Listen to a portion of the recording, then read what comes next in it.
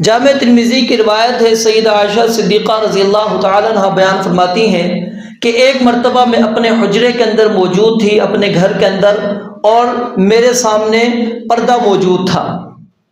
صحابہ کرام رضوان اللہ علیہم اجمعین بیٹھے ہوئے تھے نبی علیہ الصلوۃ والسلام کے پاس، تو اتنے میں سیدنا ابو بکر صدیق رضی اللہ تعالیٰ عنہ تشریف لائے۔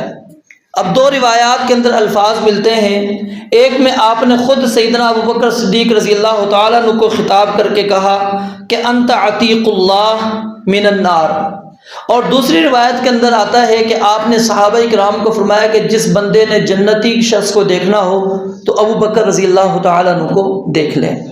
تو آپ نے خود ان کو عتیق اللہ من النار کا لقب دیا کہ یہ عتیق ہے، جہنم سے آزاد کردہ شخص۔ اللہ رب العالمین نے اس شخص کو جہنم سے آزاد کر دیا ہے۔ تو یہ وجہ تسمیہ ہے عتیق لقب کی کہ اللہ کے نبی علیہ الصلوۃ والسلام نے خود سیدنا ابو بکر صدیق رضی اللہ تعالیٰ عنہ کو یہ لقب دیا۔